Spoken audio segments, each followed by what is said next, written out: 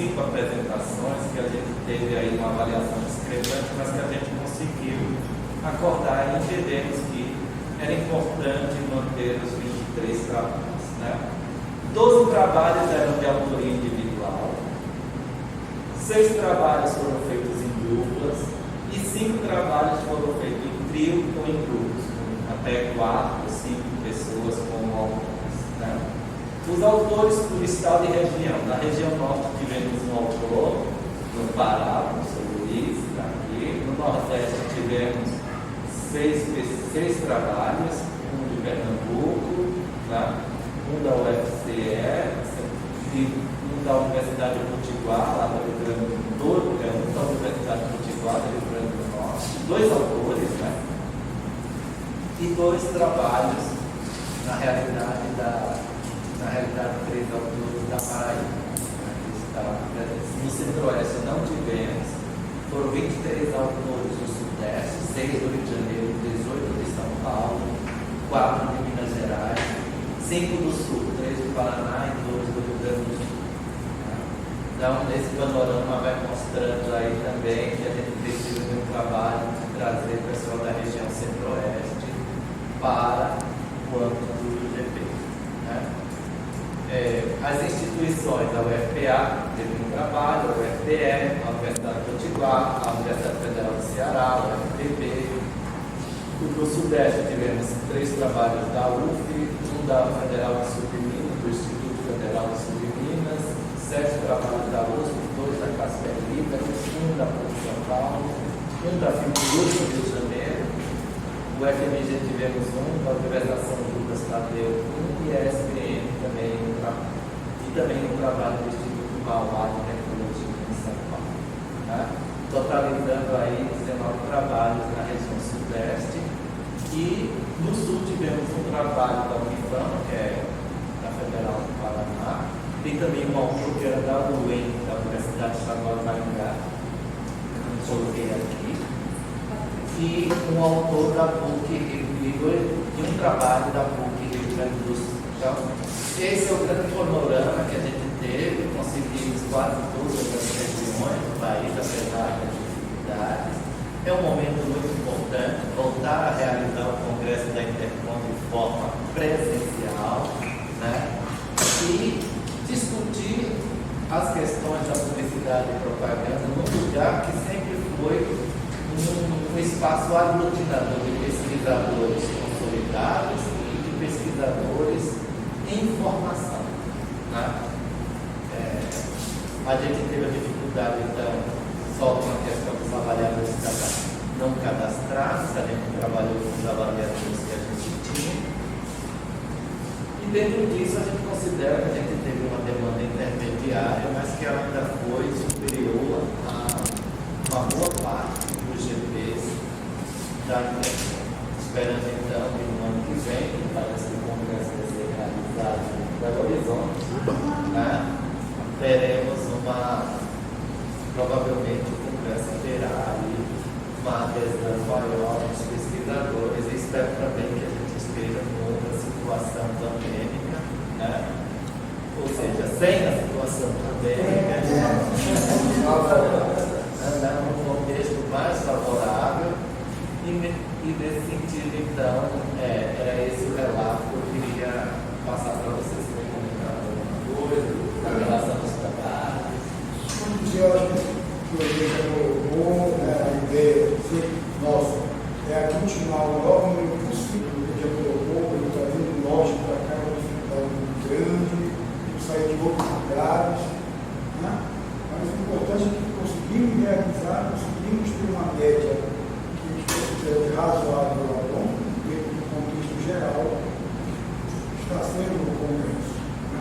E a ideia é aumentar, se Deus quiser, bem, sem pandemia, né? O país também mais favorável, esperamos que o Congresso volte, né? Novas energias, né? O mundo precisa fazer a coisa circular. Aí estamos sempre à disposição, eu e Deus, não tem problema com justiça. É o trabalho da Intercom, mas é o trabalho de pesquisa, nem publicidade e propaganda no Brasil que nós temos. Obrigado pela presença de todos. Então, nessa perspectiva do trabalho de pesquisa, como eu falei no início, e o professor Paulo dentro da mesa publicidade 30 a 40 aí, para a gente poder ter um debate depois, né, referente às duas apresentações. Então, Patrícia, muito bem-vinda.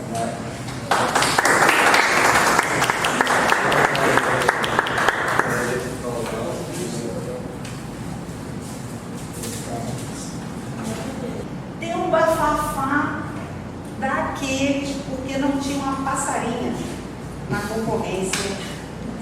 As alunas entraram e deu uma confusão. A gente vai agora ter esse ponto de interrogação aí, porque o pessoal cobra, tá? Porque logo depois veio a pandemia, o pessoal, cadê a passarinha? Quer botar as feministas? Eu fiquei muito acreditando, porque eu recebi no meu WhatsApp. Eu não estou acreditando, você está aprovando isso. E eu sou decisão coletiva, quem sou eu? E aí a gente, né? Mas inspiradas em Paulino nesse momento, virar alguém aí, a gente está pensando nessa questão e sendo cobrado também. É preciso ver, reagir e partir para ação. Não adianta, uma coisa que a gente tem, até a gente brinca, é horrível, é meio grosseiro que eu vou falar. A gente não faz pesquisa e botar no lattes, só. Bota, né? Tem que botar.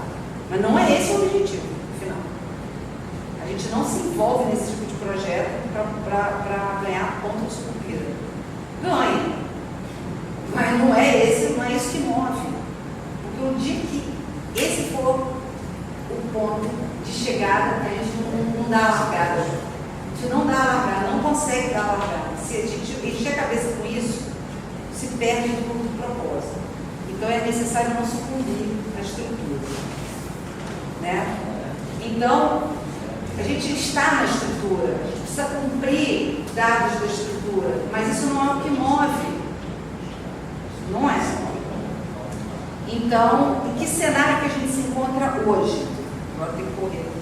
Eu vou falar os 40, tá, gente? Da mediatização enquanto estratégia de difusão, fortalecimento da economia de plataformas. Então, o que a gente entende como mediatização? Quem quiser, eu posso passar a minha posição. A gente entende a mediatização como um processo de difusão, atravessamento e impacto dos sentidos produzidos pelos meios de comunicação nos espaços sociais contemporâneos, através dos enlaces teóricos latinos a partir do compartilhamento do comum. Ontem, no nosso debate, a gente parte do Darwin global, mas no próprio debate não há um comum. Eu digo de acreditar que há um comum dominante que se alastra. Qual é o processo de alastramento? Né? A mediatização. A mediatização é o processo de alastramento. Agora, não é do além, né? Não cai do além. Eu estou estudando capitalismo cognitivo, é o capitalismo cognitivo imaterial. É imaterial até a página 2. Não vem do além, né? Você não incorpora uma cognição assim. Precisa da base material, precisa ali do financiamento, precisa ali do celular. Então a gente trata do dispositivo, pode ser o computador, pode ser o celular, você precisa dele para alastrar. Então há um deslocamento, né, da economia, né, do espaço físico, daquela que opera no mercado, para o espaço virtual. Há esse deslocamento que funciona concomitantemente. Muitas vezes você tem o espaço físico e o espaço virtual funcionando dentro do mesmo propósito, da mesma empresa, por exemplo. Né? Ou não. Isso, na verdade, é uma lógica. A plataformização, além da estrutura física, cara, que consome água, que detona o meio ambiente, que estimula o consumo indiscriminado, ela tem uma lógica, né, que conta com uma técnica de fabricação escalável, com estrutura discursivamente enxuta e narrativa descontraída. Isso eu botei porque, assim, sempre parece que isso daqui, é porque é cool. Pô, eu tenho uma filha que trabalhou no Google. você chega, tem uma pessoa jogando sinuca, a outra andando de skate, o outro comendo uma barrinha de cereal, super cool, super descontraído, trabalha 15 horas por dia. Né? Que nem a gente também. Mas não tem propósito. Quando você tem um propósito, você não sucumbe à estrutura. Quando não, você está ali, aquela estrutura sai, você sai do cenário. Né? Então, é um modelo de disseminação de conteúdo, cujo suporte algorítmico conecta um número ilimitado de participantes ao mesmo tempo, resultando em expressivas e lucrativas interações, como prevê o efeito ciclo. Então, nesse tipo de economia, a gente não fala de uma vinculação. Ninguém está interessado se você está bem, se você conseguiu sua vaga, se você recuperou a escola. O interesse aí é outro. É uma interação, uma troca, porque tudo que movimenta a rede, na verdade você está trabalhando num trabalho irremunerado, produzindo uma mercadoria imaterial, gratuitamente, o efeito Siegel, simultaneidade, instantaneidade, globalidade, em escala global.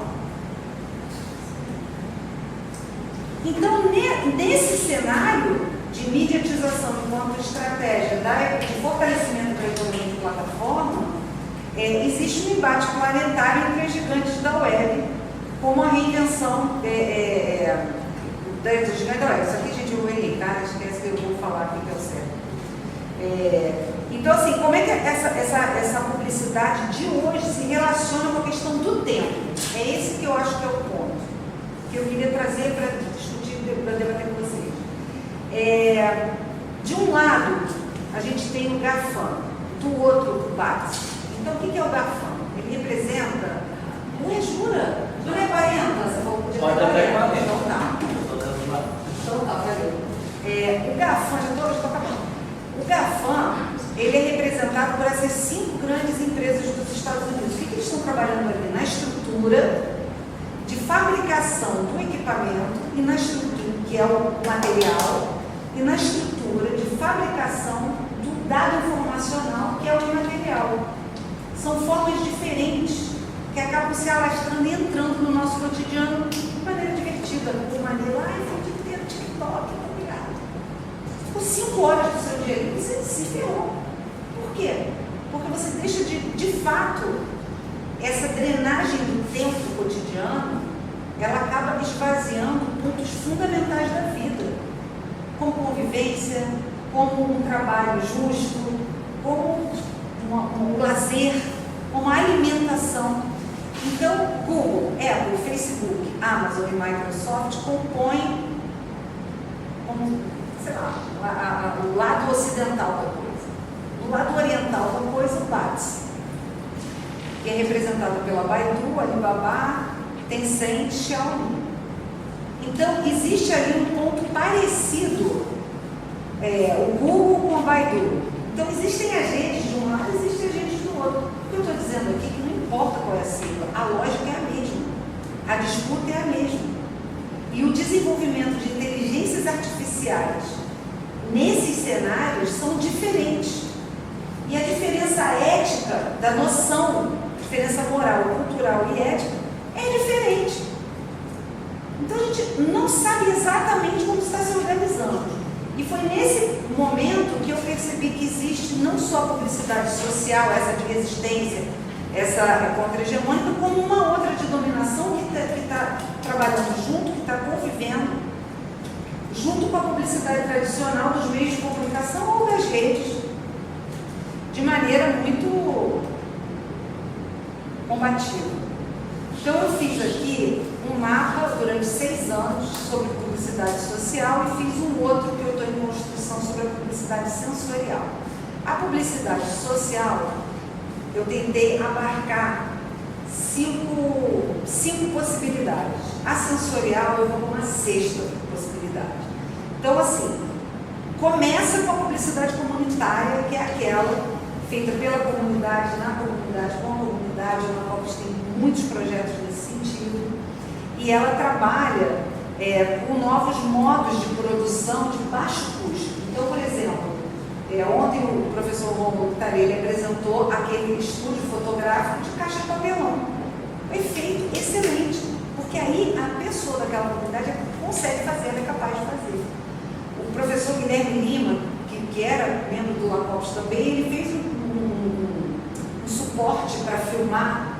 Aquele suporte custa uns $100. Ele criou um de cano de PVC que custa R$6,50. Então, se você faz o suporte daquilo, você grava no seu celular de uma maneira com uma qualidade muito alta. Só que essas produções elas precisam sair da comunidade. Uma linguagem positiva e com uma nova forma de identificação dos projetos locais, que é o que a gente começa a trabalhar na publicidade afirmativa. Nesse momento, a gente vai se aproximando de diversas causas. A gente já trabalhou com algumas publicidades de causa, por exemplo, a representação da mulher negra periférica nas campanhas de Covid-19 na época da pandemia pelo Ministério da Saúde. Eu contei quantas mulheres periféricas negras tem ali. Aparece uma vez em uma das peças, mas em todas as peças de 2020, 2 segundos. 2 segundos. Como se não existisse. Não colocar ali é um recado, é uma forma de apagamento. E a gente faz diversas outras, né? Principalmente porque a gente se pauta na Agenda 2030 e nos Objetivos de Desenvolvimento Sustentável da ONU. A publicidade de interesse público é uma que a gente realmente fiscaliza, fica ali trabalhando, entendendo para onde vai o dinheiro do governo federal, que na área de publicidade é absurdo. É absurdo. Quando eu fui fazer as tabelas e comparando o governo Temer, isso daí já dá só isso aí, né? Já dá para ficar ótimo, assim, mas é o que a gente faz, com pesquisa, entrevistas, com muita pesquisação e com muita análise do próprio site do governo. E a publicidade transversal, que é aquela que une todos esses pontos e ainda permite uma chegada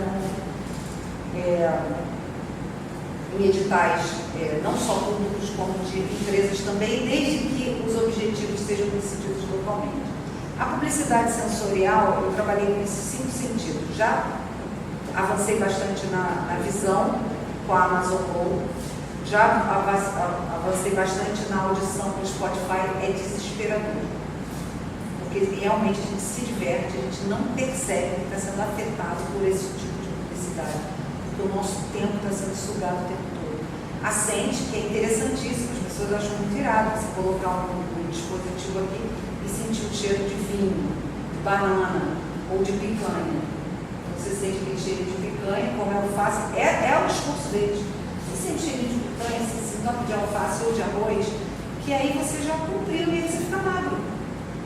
Olha que loucura isso. Aí você resolve ficar magro, porque você só come alface, cheira picanha. Tipo, eu fiquei, gente, como assim? Olha, pena que não dá pra ver. E eu não trabalhei só com esse sentido, mas com a sinestesia, com a experiência sinestésica, quando você mexe com um sentido e ativa o outro. Não se fala em índice de desnutrição, não se fala em anorexia, não se fala em nenhum tipo de distúrbio, mas aparece uma menina comendo. Se você é muito pobre, assim, estudante, africano, esse monte de coisa. E aí você sai, você não tem o que comer, convida sua namorada, você faz arroz e bota o celular ali. Vocês estão cheirando a linguiça e comendo arroz. Isso. E é uma pedagogia, o Gramsci fala isso, para toda estrutura de dominação é necessário investimento. Uma pedagogia é isso. E a tatilidade, porque o tato é entre todas elas, mas a tatilidade para mim é o mais difícil. Eu estou começando, que é o que eu vou trazer amanhã, graças a Deus, que eu não sabia onde eu ia investigar, em que empresa eu ia investigar para entender esse percurso sensório, que é o TikTok.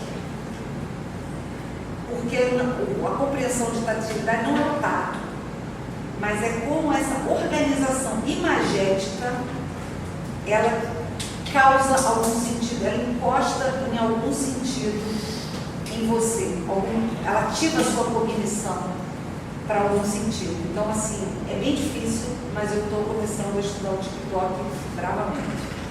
No paladar, a gente está finalizando, vai começar a pesquisa também, e a gente vai usar, junto com a faculdade de nutrição, Essa já está bem encaminhada e o TikTok eu estou começando. E eu trouxe isso aqui, qual é a diferença que eu vejo, depois para a gente debater, eu estou nesse ponto, né?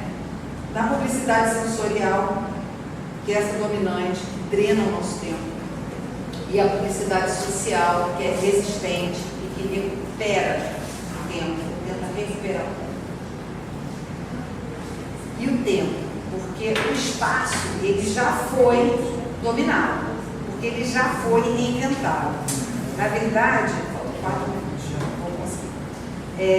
O espaço, eu fiz uma discussão há pouco tempo sobre a diferença entre espaço e território.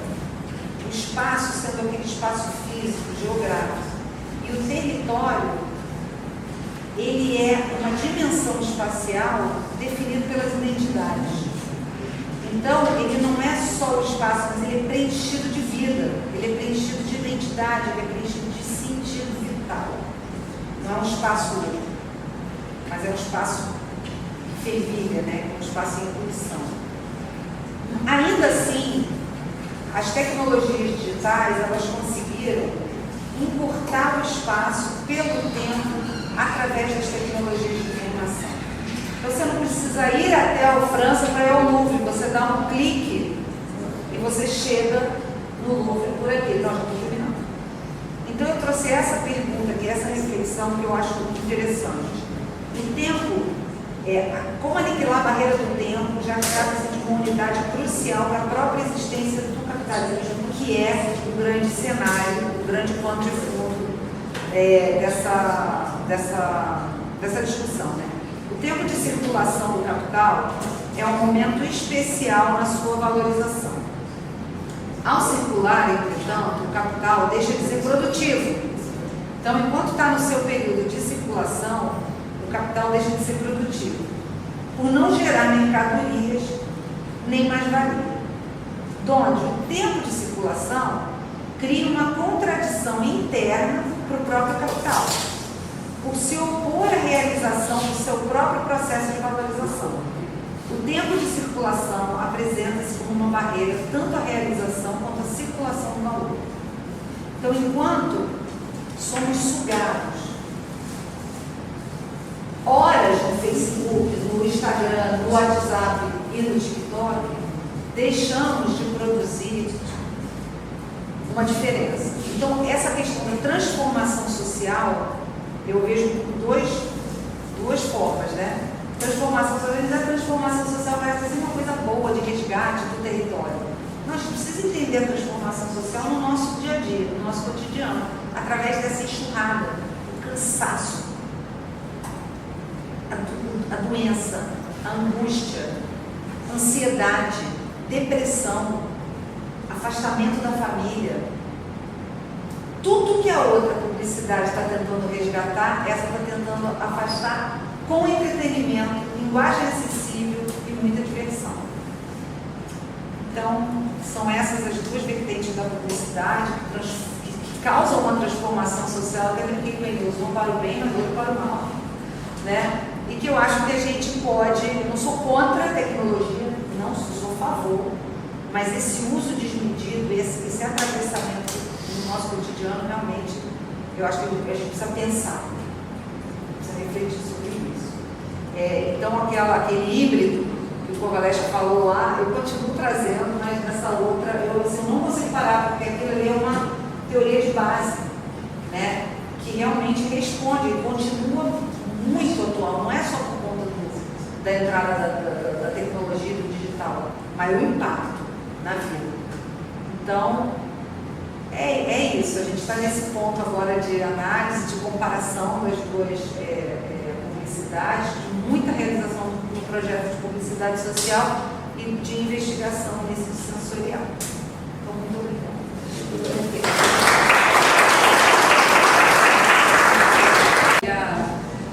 Obrigada, né, pela presença. Eu queria agradecer muito ao convite do Edeus, agradecer ao IFON, à Universidade Federal Fluminense, ao LACOPES, que é o Laboratório que eu estou vinculado, o Programa de Pesquisa PPGMC e a FAPES. essa questão do financiamento é muito importante, é muito difícil.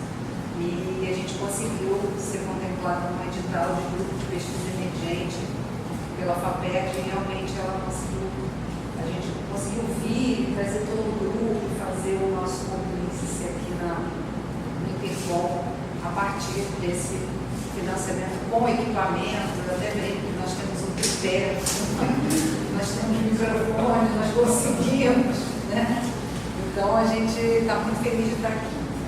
E além disso, além dessa oportunidade, né, de discutir a publicidade em novas bases, eu tenho uma gratidão a toda a mesa aqui que convidou, né? Algumas mais teóricas, algumas mais assim, humanitárias. Eu acho que todas de ordem humanitária, porque se tem uma coisa que eu vejo, que eu percebo nesse GP e no Propesc e em todos os lugares assim, de encontro, é a generosidade. O meio acadêmico é muito complexo, as disputas são muito acirradas e a gente tem um lugar de acolhimento para trabalhar, porque a gente acredita que é a publicidade, que ainda fica mais assim no limite, é difícil. Então eu queria muito agradecer realmente ao Luiz, ao Eneus, e estou muito contente com o Fícaro Covaleschi, que já foi referência em tantos trabalhos assim, que eu fui trilhando. Me lembro logo que ele lançou lá a questão da publicidade híbrida, uma das primeiras pesquisas que aconteceu lá no sul, naquele, né? E eu falei, gente, mas como você chegou num ponto, né? E na verdade, essa hibridização ela acabou ganhando outros contornos, assim, e uma outra dimensão. Porque eu acho que ela sai um pouco do impacto técnico e desse desenvolvimento técnico e tecnológico que tem um impacto na vida. E eu não vejo sentido em fazer pesquisa nenhuma se não tiver um retorno, principalmente quando a gente vem, que é o meu caso, o caso do Palestra também, de uma universidade pública e que é financiada pela sociedade civil, que a gente tem que dar esse retorno para a própria sociedade que financia a nossa possibilidade de investigação e estudo. Então, eu vou falar um pouco da minha trajetória. São 35 anos de formação continuada, como disse o meu parceiro de pesquisa, o Paulo Navarrete. Eu estou aí desde o início do século, como ele falou, eu assim, o mês inteiro falando desde o início do século. Como assim, né? Mas na verdade eu vi que era antes, que nem o Eneus, antes do início do século, desse século. E eu depois que século que eles estão falando. Então a minha graduação é em publicidade, eu tive uma experiência muito grande em mercado publicitário, em agência, em veículo, em produção gráfica, mas o meu foco de formação e de atuação foi o planejamento estratégico e eu era fui atendimento de agência durante muito tempo. A pessoa tem que ter um amor à resistência, né? Eu acho que eu já trabalhava com essa questão da resistência desde essa época. Então eu tive um desenvolvimento tanto no mercado nacional como uma experiência internacional também forte. Atendi o mercado brasileiro, de língua portuguesa e o brasileiro, assim, comunidade brasileira, negócio brasileiro, banco, nos Estados Unidos, quando eu morei lá durante um bom tempo. Então eu trabalhava numa revista em que eu cuidava de todas as contas e de todas as informações ligadas a brasileiros, onde é a embaixada, onde é o consulado, você faz para tirar documento. Então, além de estruturar uma base comunicativa para aquela comunidade local ali, né, vários estados assim, eu também trabalhava nessa publicidade, nessa revista, que era a lista telefônica do uso americano, que era de língua portuguesa e tinha um blog, um caderno ligado a brasileiros e que eu praticamente construí. No retorno, foi aquela época, né, mercado, voltei dos Estados Unidos, ganhei prêmio. É ótimo ganhar o prêmio, só que não paga a conta, né, o prêmio. Fica até bonito lá, mas tem uma hora que você tem que falar E eu não via mais, ontem a Andréa Rex estava falando isso, eu não via muito mais sentido naquilo, já tinha mudado de vida e tal, e eu resolvi investir na pesquisa e eu procurei a academia para fazer um tipo de pesquisa. E quando eu cheguei no FRJ, eu realmente tive uma trajetória ali inusitada.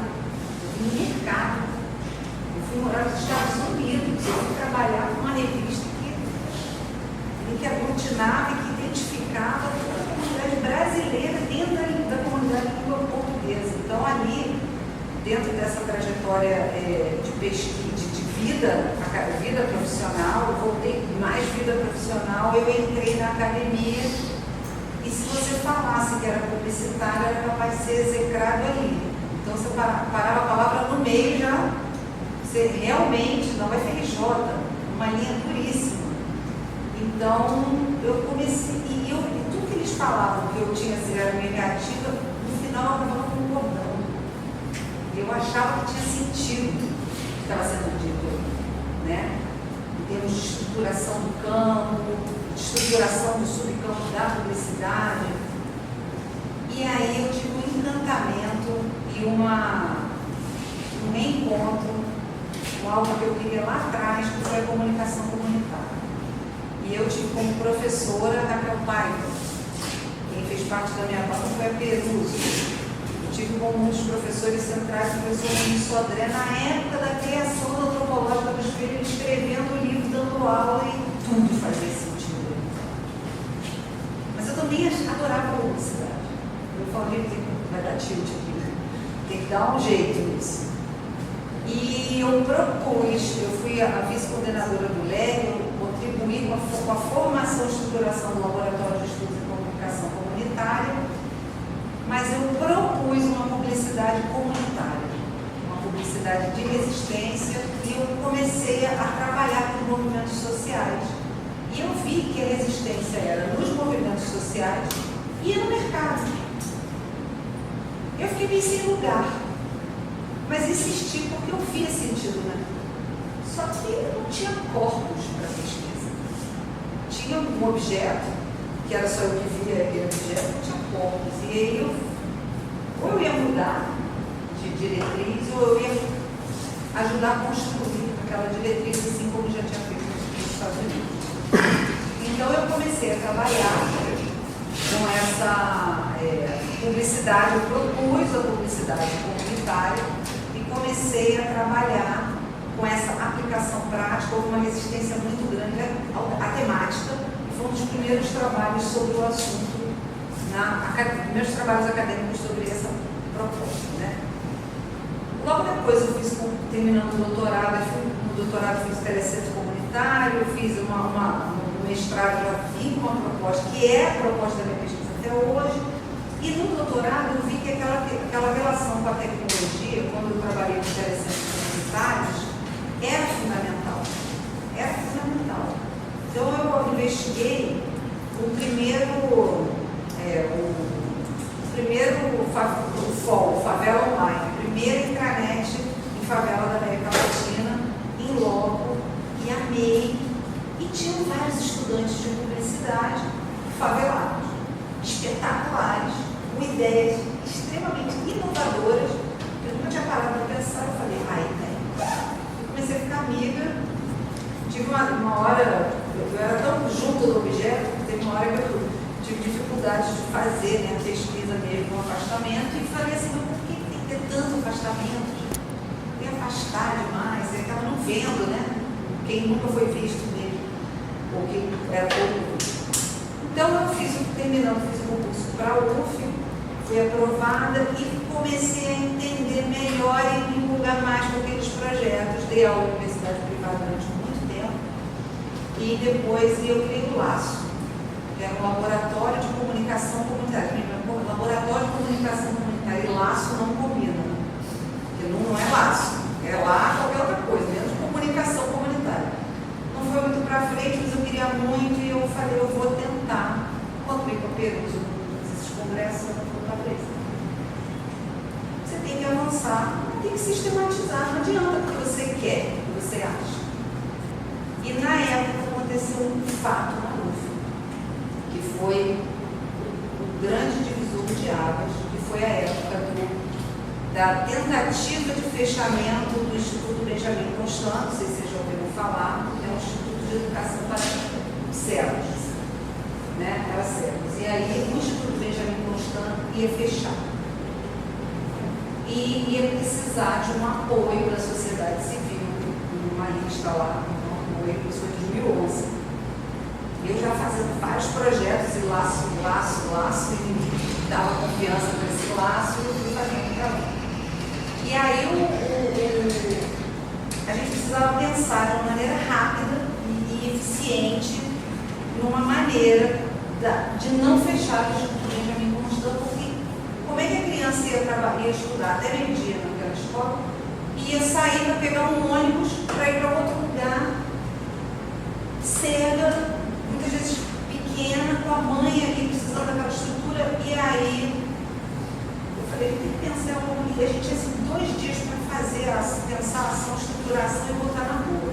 E a gente tinha 1 mês para conseguir 10.000 assinaturas para embarrear esse avanço e o fechamento. Como ideia que se fez uma coisa dessa, votar não ia ter eleitor.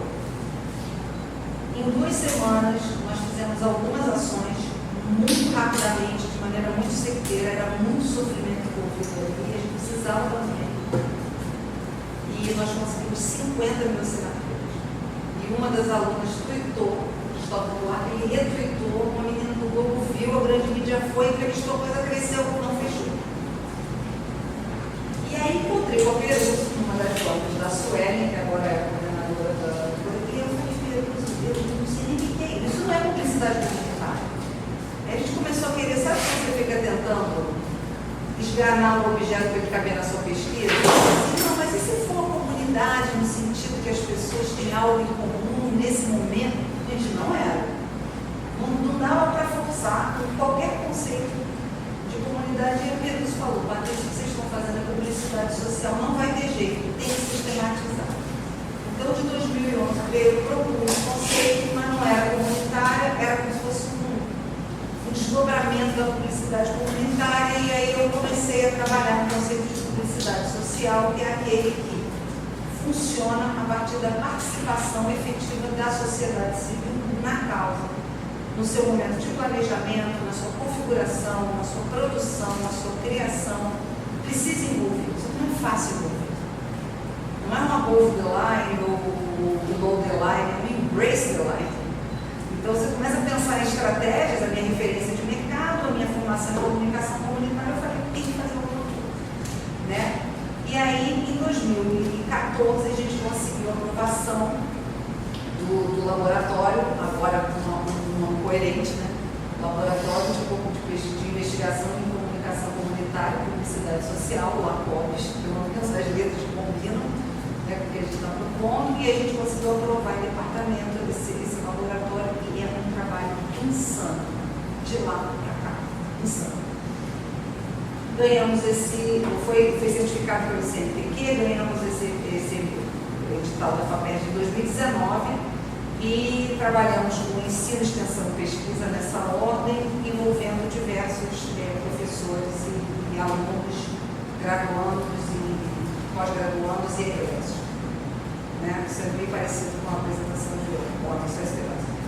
E aí a gente se divide em coordenações, a gente se estrutura em coordenações, laboratórios, tem realmente muitos membros, a gente está numa época de renovação, inclusive pessoas de outros estados, desde que o Paulo abriu o último edital, e a gente se organiza numa coordenação estratégica, numa coordenação pedagógica, numa coordenação imagética, que cuida da memória, jornalística, direção de arte, e uma institucional e logística. A gente tem uma linha de pensamento, que é a apropriação das técnicas da publicidade com finalidade contra-hegemônica, buscando envolver a sociedade civil, que foi aquele episódio lá do Benjamin Constant.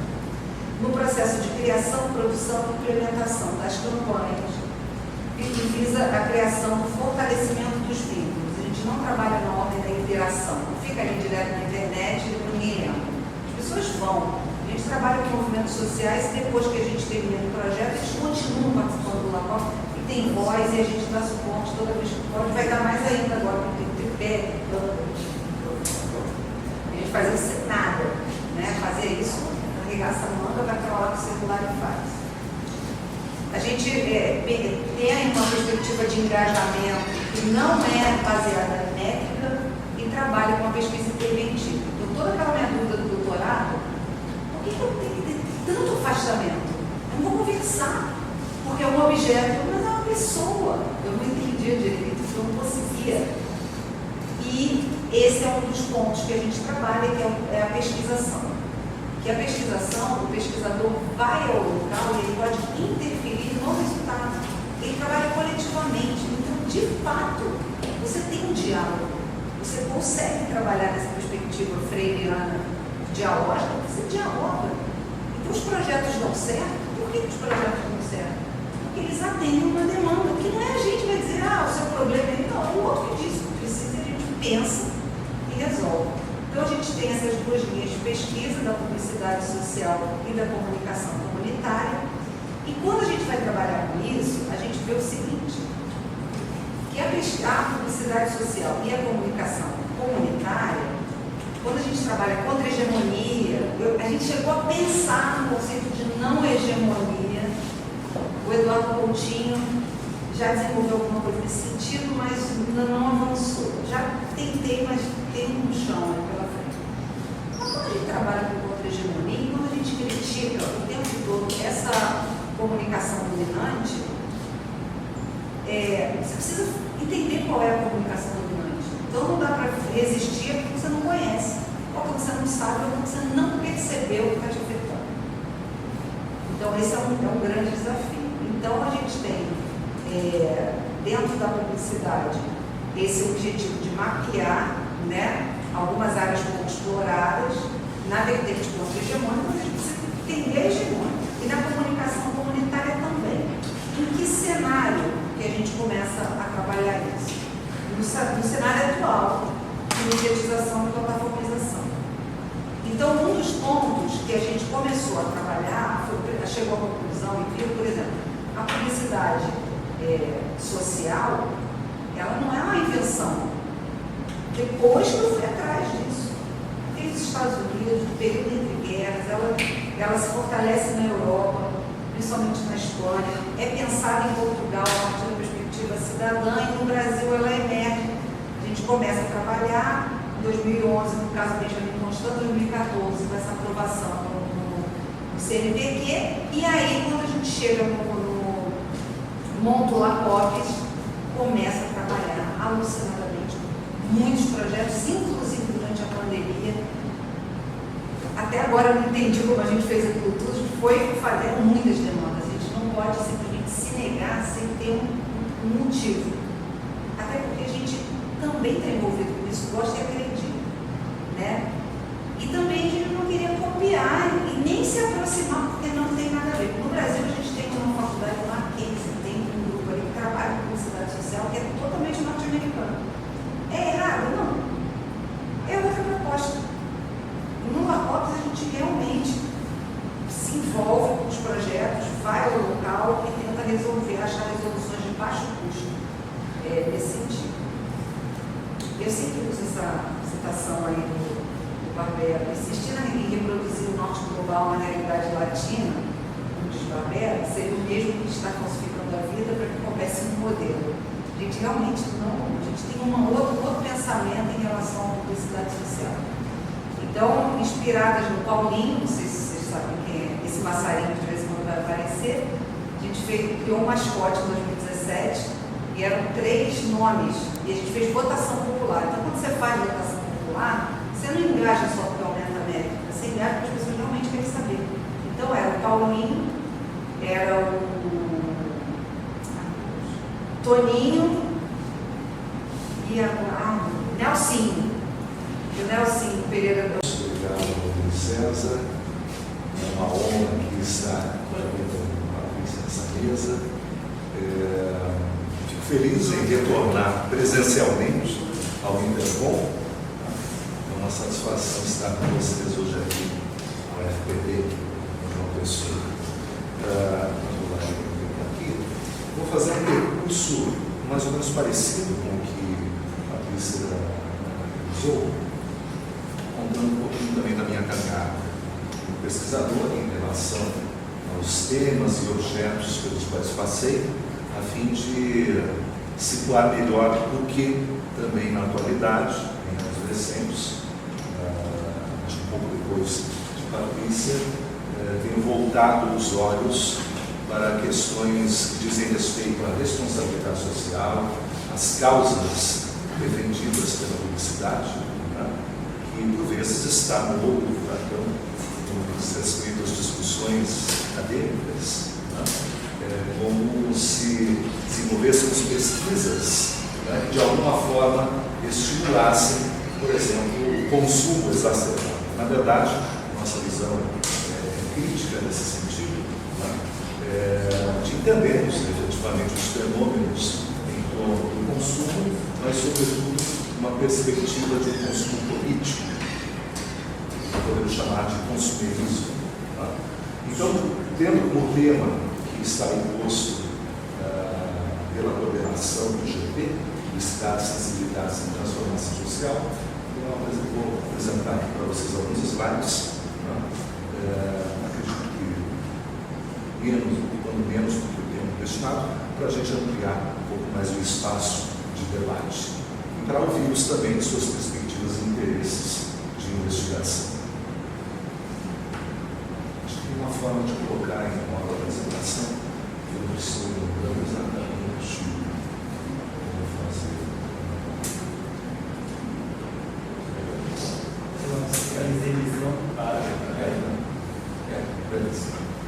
Muito bem. Um pouco do meu percurso de pesquisa, eu vou me ater a este século. Patrícia fez uma piadinha nesse sentido. Embora antes desse século já estávamos aí. Né? Se não propriamente na pista. Estávamos na pista, se não propriamente como pesquisadores, mas como profissional da comunicação, profissional da publicidade, já que em aulas na graduação trabalho nessa perspectiva, de tentarmos conhecer o ponto de vista, os diferentes pontos de vista, né, dos atores que estão nesse cenário. Né? Então eu trabalhei em veículos de comunicação, trabalhei em fornecedores do mercado publicitário, trabalhei em agências, tive meu próprio negócio também na área. E, finalmente, depois de já um bom percurso, acho que uns 15 anos, pelo menos, de atividades profissionais, eu fui migrando para o ambiente acadêmico. Né? Isso remonta, então, desde o início das minhas atividades profissionais no mercado, a fim da década de 1980. Já faz aí um certo tempo também, um percurso mais ou menos, né, como os Patrícia. Agora, me atendo efetivamente ao que pesquisei ao longo dos anos, não que sejam temáticas que eu pesquiso dentro de um certo tempo e depois largo completamente, na verdade, elas são complementares, elas acabaram vindo, surgindo naturalmente, uma na sequência da outra, algumas por interesses próprios, outras, né, porque estavam no nosso entorno, e algumas descobertas decorrentes da própria formação. Né? Eu sou publicitário de formação, com especialização também na área, mestrado, investigando questões associadas à publicidade, doutorado da mesma forma, também um pós-doc, tendo como foco, né, as narrativas publicitárias. Né? Então eu comecei ali a época do mestrado estudando intertextualidade, então no termo da linguística, né? Sobretudo num recorte de observação das relações intertextuais entre o cinema e a publicidade. Tá? O cinema seria uma fonte de inspiração para a criação, sobretudo, da publicidade audiovisual. Tá? Durante esse próprio percurso, percebi o surgimento de algumas configurações que, de alguma forma, rompiam com alguns paradigmas históricos e hegemônicos da publicidade. E percebi, à época, 2005, algumas novas configurações que estavam se descortinando e sendo trabalhadas no mercado. Posteriormente, mais ou menos a partir de 2008, minha tese se concluiu em 2010 somente, mas mais ou menos ali por 2008, no meio do percurso, percebi um processo de hibridização da publicidade. A gente decide fazer uma menção ao termo publicidade híbrida, que é um conceito que trabalha exatamente essa perspectiva de estarmos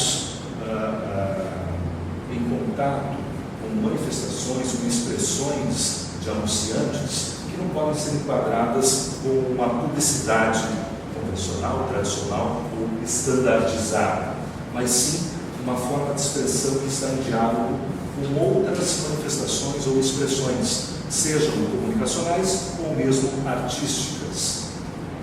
E nesse processo de hibridização, verificamos que essas ações propostas por marcas, elas mantêm algum nível de caráter persuasivo em tais comunicações, mas sempre incluindo elementos muito fortes, sobretudo de entretenimento, embora não se restringam ao uso de uma linguagem do entretenimento. Por vezes ela pode ter características educativas ou informativas, mas nas observações, em geral, elas têm uma característica de entretenimento muito forte.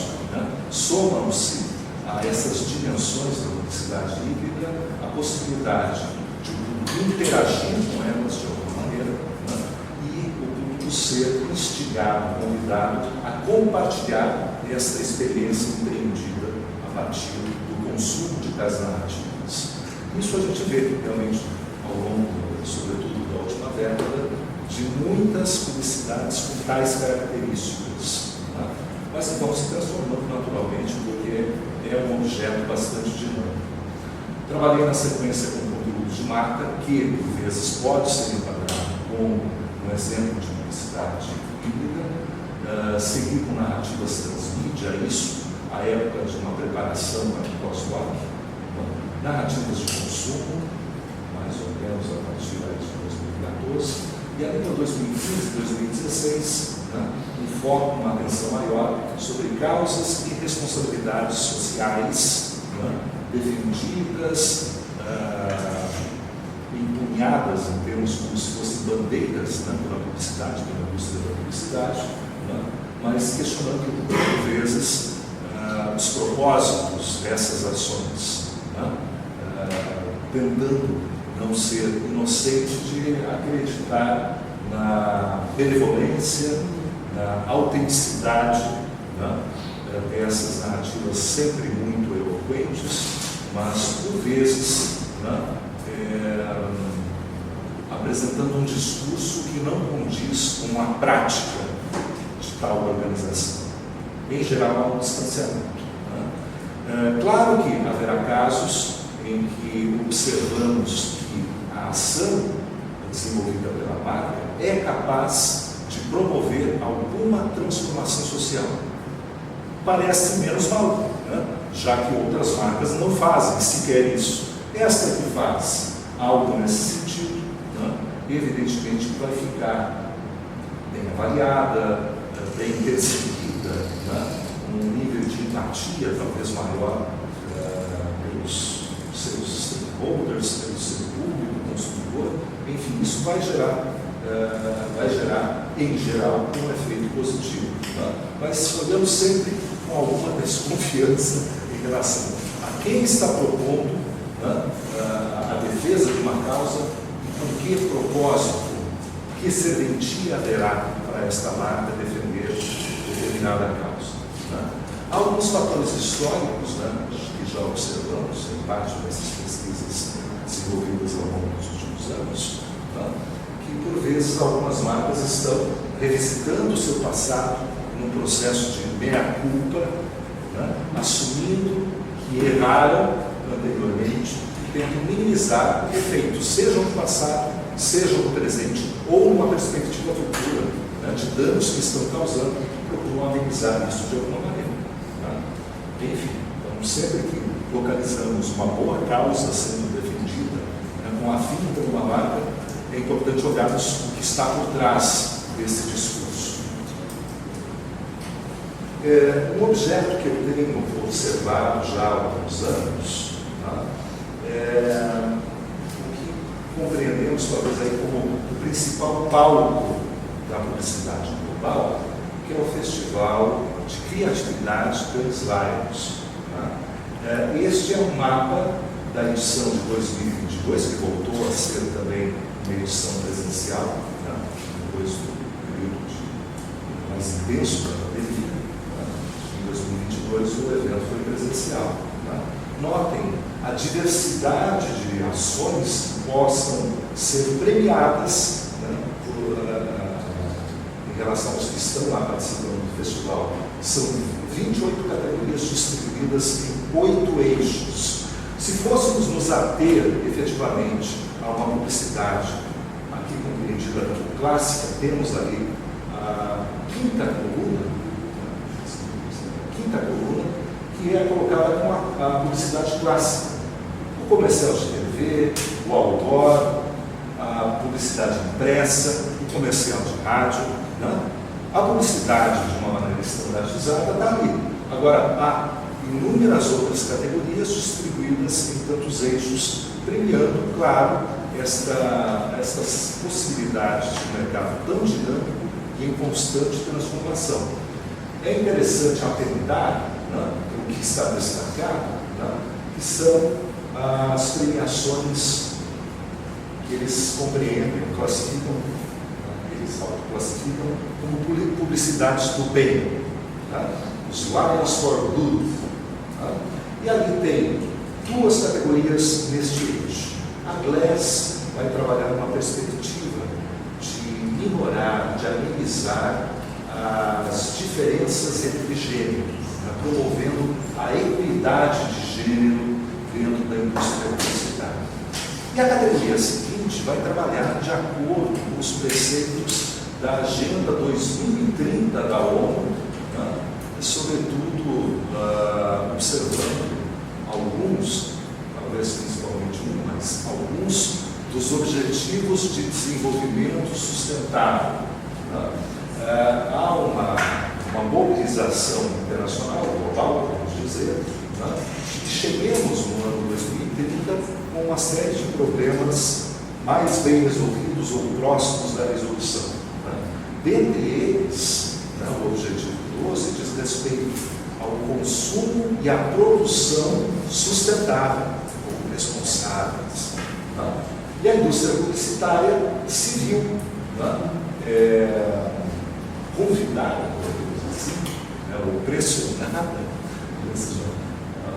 mais apropriado, né, a prever, dentro deste leque, deste amplo leque de premiações, ações das marcas destinadas à preservação ambiental, à diminuição da pobreza, das desigualdades, do consumo responsável, da produção sustentável e assim por diante. Então, várias perspectivas sendo trabalhadas dentro de uma categoria de premiação da indústria da publicidade, né? E ela tenta demonstrar, a partir disso, né, que ela está atenta e sensível às questões da Agenda 2030 da ONU. Tá? Enfim, estamos observando isso dentro de uma perspectiva de uma pesquisa mais ampla, uma pesquisa trienal, iniciada este ano, que vai até 2024. Ela começou em março deste ano. O título amplo da pesquisa, que é uma pesquisa financiada pelo CNPq, é Consumo Político e Objetivos de Desenvolvimento Sustentável. Pauta para as práticas de consumo e para o discurso publicitário. Uma perspectiva bem crítica, não sei se o título transparece isso, mas queremos, né, a partir de vários pressupostos e hipóteses ali delegadas em nosso projeto de pesquisa, né, talvez confirmar uma percepção, né, decorrente de nossa desconfiança, né, de que há um distanciamento entre discurso e prática. Tá? Às vezes é bem perceptível, é meio evidente, às vezes é bem disfarçado. Tá? Estamos tratando aqui de discursos muito bem elaborados, discursos que nos tocam, nos sensibiliza, são feitos pelos melhores publicitários do mundo. Então, é natural que nos sintamos, por vezes, tocados, né? E sejamos, por vezes, convencidos. É natural. Né? Mas, do ponto de vista da pesquisa, né, a gente sempre vai olhar com desconfiança, tentando entender os propósitos da marca, o que está por trás, o que está nas entrelinhas, o que está no passado dessa marca, o que ela pretende no futuro. Então, a gente tem que ir atrás de alguns dados que, evidentemente, nem sempre estarão sendo apresentados generosamente por tais corporações. Requer, efetivamente, a gente ir investigar. Né? E, decorrente destes primeiros esforços desta pesquisa trienal, né, então, produzimos, ou estamos no processo de produção, no caso dos 2 últimos trabalhos, mas já bem encaminhados, produzimos 3 esforços nesse primeiro ano. O primeiro vai ser apresentado aqui no Intercom depois de amanhã, dia 8, numa sessão aqui do GP. Né? O título é Sustentabilidade em Pauta no Grande Palco da Publicidade, né? Levando em consideração esta relevância que o Festival Cannes Lions ainda tem. Observações e indagações sobre a relevância do Cannes Lions Festival. Tá? Depois, na sequência, ainda para este ano, iremos apresentar 2 outros trabalhos, o Zocom e o Intercom, que ocorrerão um na sequência do outro no fim do mês de outubro em Portugal. Impactos decorrentes dos Objetivos de Desenvolvimento Sustentável nas práticas de consumo e no discurso publicitário contemporâneo. E transformação social e desenvolvimento sustentável como objetivos da publicidade, questionamento. Então, se percebemos, né, os 3 trabalhos estão muito próximos, muito articulados, e eles são complementares, né, dado até o volume material que os templates desses eventos propiciam. Então, a gente avança em 15 páginas por evento, mais ou menos, né, em termos de pesquisa. Claro, há uma série de dados que nem cabem no artigo, que estão sendo coletados para depois, ao fim da pesquisa trienal, a gente ter aí uma publicação mais robusta, né, com os achados. Evidentemente, né, que nessa coleta inicial a gente já começa a ficar com algumas percepções. Né? Claro, com um certo distanciamento crítico para não sermos envolvidos, né, e realizarmos uma espécie de autoconvencimento de coisas que ainda não foram comprovadas, né, mas com várias suspeitas de momento. Né? Queria comentar, né, sobre a nossa produção mais recente, né, que é um livro que foi inclusive lançado no Intercom no ano passado, mas era virtual, então a gente conseguiu mobilizar e difundir a obra, que é o livro da publicidade ao consumo. Uma coletânea, né, ela é meio comemorativa, porque ela tem 20 capítulos representando exatamente as 20 primeiras pesquisas que eu orientei no PPG-Com, no Programa de Pós-Graduação e Comunicação da UFPR, né? Entre mestrado, doutorado e pós-doc. E na primeira parte do livro, né, que tem 8 capítulos, a gente trata de ativismos, grosso modo, né, com publicidade com causa, e até faço uma distinção e utilizo os 2 termos, de causa e com causa, né, responsabilidade social e consumo político. Né. Eu queria só brevemente mencionar quais são essas pesquisas que compõem a primeira parte do livro, né? Só para vocês se situarem em relação a perspectivas, eventuais perspectivas de pesquisa que desenvolvemos e que eventualmente podem estar em diálogo ou ser do interesse de alguns dos presentes. Mídia e infância, uma experiência perpassada pelo exercício da literacia publicitária, que fiz em parceria com a doutora, agora a doutora Brenda Guedes. Atualmente ela está fazendo pós-doc na Federal do Ceará. Capítulo 2, elementos de uma ação de ativismo. Bom, um dos pontos, logo eu entrei na universidade, assim, você tem que ter um projeto de ensino, pesquisa, ensino e extensão. questionando. Porque eu acho que a gente corre o risco de entrar numa lógica produtivista, que é a mesma lógica dessa que eu estou criticando aqui em relação à publicidade sensorial. Então, a cobrança de produção, tem uma hora que eu vejo assim que o pesquisador, ele não tem o que escrever. Ele só pode escrever porque pesquisar. Mas onde ele vai pesquisar? De que forma vai pesquisar? Você não cria do nada. Você tem que ter algum tipo de interação com alguém dentro. Então, assim, gostei do tempo, tinha projetos bons, mas acho que quando a gente muda essa ordem de tripé, ensino, você se compromete de cara com o aluno de sala de aula.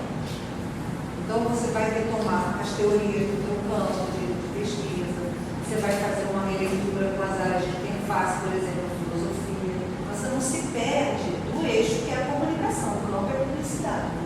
O campo da comunicação é a publicidade. Quando você estende para a sociedade civil, está totalmente conectado com o propósito da publicidade social.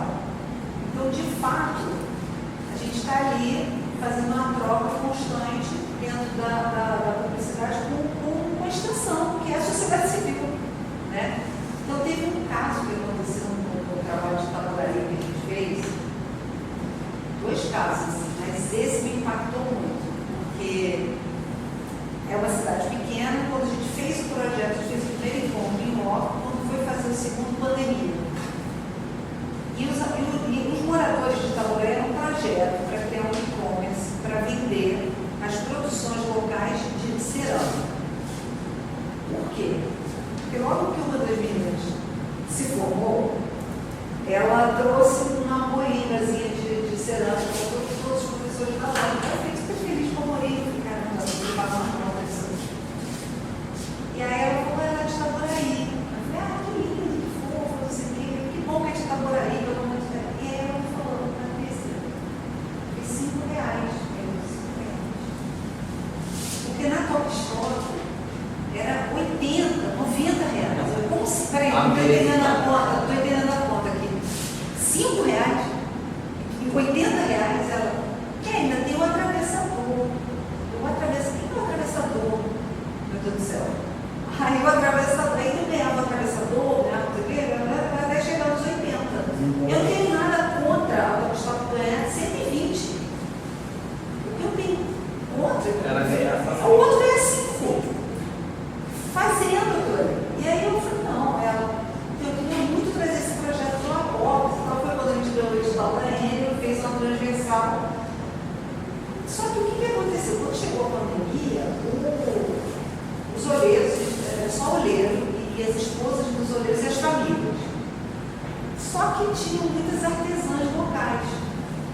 E na primeira reunião do live, eu sei fazer, não sabia o que ia fazer, e aí a gente colocou o projeto das artesãs. Olha só, a gente ia participar disso aí também. E era uma mulherada tão retada. Elas chegaram com tudo. E o desenvolvimento ali na extensão, do projeto que era de ensino, foi uma loucura assim, de produção de todos os professores e alunos. Aí a gente tinha 5 bolsas, R$600. Aí a gente, os professores, mas se a gente envolver os alunos de graduação, a gente pode ficar, sei lá, alguns professores ganham 300, alguns professores ganham 500, aí tinha a parte de coordenação e distribuir, porque um monte de alunos ganham bolsa de R$100, os outros de 300, alguns professores. É uma rachadinha ao contrário. Fizemos uma rachadinha ao contrário, né? E aí, o retorno de Itaboraí foi tão grande, um dos pontos que a gente chegou, além da questão técnica e tecnológica, que a gente foi desenvolvendo ali em loco, retorno de vida mesmo. Teve uma das artesãs que ela falou, eu fiquei muito curiosa, eu vou falar isso muito forte, mas está gravado e a gente fez a logomarca, a professora André, que está ali, ela coordena um grupo de alunos de logomarca. Eles falaram, gente, que é uma marca, a gente ouviu falar desse negócio de marca aí na universidade. É marca? São 15. 15? Eu liguei, André, pelo amor de Deus, você veio, aí a André veio, aí a gente juntou uma equipe de alunos e ela fez 15 logomarcas. Aí, na primeira exames, ela começou a chorar, muito emocionada, falou, poxa, que bom que eu estou viva para ver que eu tenho uma logomarca. Então, essas coisas que a gente vai passando assim no dia a dia, a gente nem dá bola. Ah, faz uma logo, bota por aí, pega escala Antônio. Ela falou, e na época ela disse, eu tive tanto problema na pandemia que eu pensei em me matar algumas vezes. Mas aí ia ter oficina de fotografia, que era bom. Aí eu ia perder a oficina. E nessa, ela foi vivendo. E aí a gente tem que escrever na pesquisa. Inclusive com ela participando. A gente publicou um artigo numa revista em Portugal agora. Porque como que você faz ao contrário? Eu não consigo, eu tenho a dificuldade. Eu acho que quando você inverte essa ordem, você ensina, você vai para a sala de aula, você vai estudar a teoria, você vai fomentar a teoria, aí você estende. E aí você perde, aí não é mais com você só observa. Então eu comecei a me achar mais útil e os professores são muito empolgados também. Era outra, fez 15 logomarcas, aí apareceu, eu fiz uma logo também para o evento, para o projeto, e quando a gente olhou, a coisa é linda, ela eu vi um olheiro com a mão assim, aí ela fez a logo que era a mão, a produção do vaso. Aí ela tem realmente o que fazer ali na pesquisa. Você vive. Tem a ver também com esse tipo de pesquisa, né, doutora? É interessante ver, né, o resultado, o efeito, né, de uma pesquisa que começa dentro da academia e vai, né, a fundo na questão de transformação social. Isso é muito bacana. Uma observação que eu queria trazer, né, decorrente nestes anos na UFPR, já são 12 anos que eu estou lá, 12 anos exatamente, de 10 anos para cá, né, uma lei de cotas, houve uma transformação nos interesses de pesquisa dentro da graduação em publicidade, onde eu estou diretamente inserido, fora das pesquisas que desenvolvemos na nossa formação. Na graduação eu trabalho diretamente com pesquisa porque eu sou professor de método de pesquisa em ou de técnicas e projetos para fazer o TCC, né? É tudo meu. E daí, naturalmente, eu conheço temas, objetos.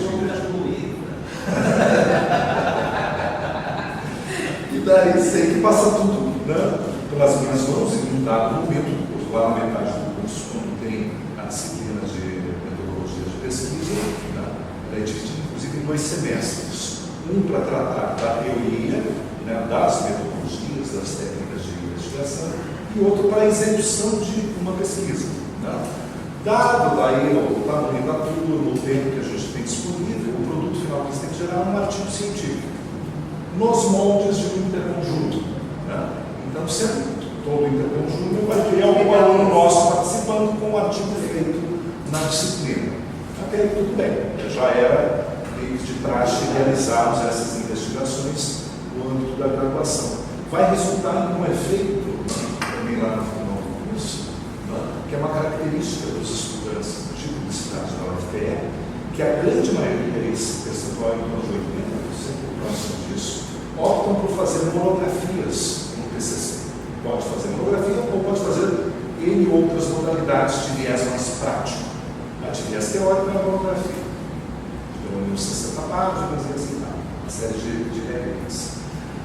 Porém, decorrente dessa investigação feita lá na metade do curso, e muitos se empolgam e se descobrem como pesquisadores, é uma disciplina de iniciação científica, no fim das contas, né? Muitos optam por fazer uma pesquisa também, de maior fôlego, ali na conclusão do curso. E, eventualmente, já emenda o processo seletivo, de mestrado, e tudo isso. Né?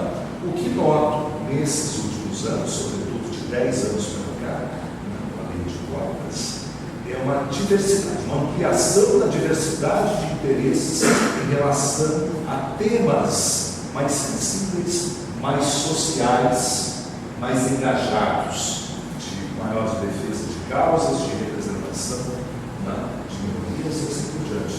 Então, houve uma guinada, não posso dizer assim, considerando que eu peguei 2 anos, de 2010 a 2012,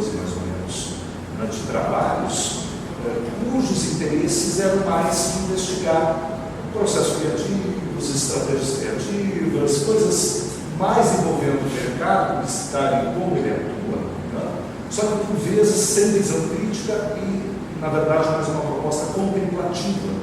Olha como é criativo, olha como é bacana, olha como é divertido, olha como entretém, né? Mas sem ter uma visão de viés mais crítico e, sobretudo, de viés mais social. Né?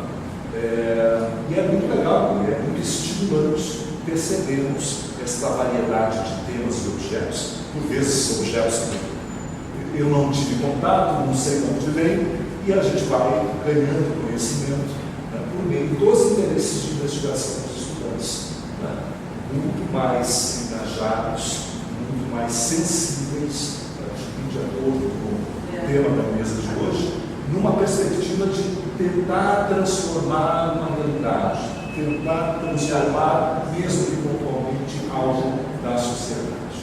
Né? Isso é muito marcante, é muito perceptível.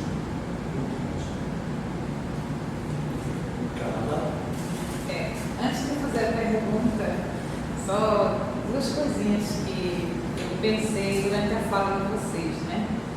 Que são coisas que a gente tem visto muito lá na USP, em São Paulo mesmo. Por exemplo, na aula inaugural dos programas de pós-graduação de São Paulo, houve uma fala do professor Christian Dunker, falando dessa lógica neoliberal na academia, né? Como isso afeta a gente, como isso aprisiona nas métricas, né? Que a gente tem que ter artigo, tem que, como a professora falou, tem que comunicar. Tem que perder na pesquisa. Se não perde a pesquisa, perde financiamento, né? Essa lógica, como isso tem sufocado tanto as pessoas da comunicação e as pessoas que fazem também pesquisa qualitativa, que precisa, sim, também ter um tempo maior, às vezes, né, de estudo. A outra coisa sobre a neutralidade, né? A neutralidade na pesquisa, que também foi uma coisa que vocês falaram, que também tem discutido muito isso, que não tem muita neutralidade, na verdade. Se pegar Bourdieu,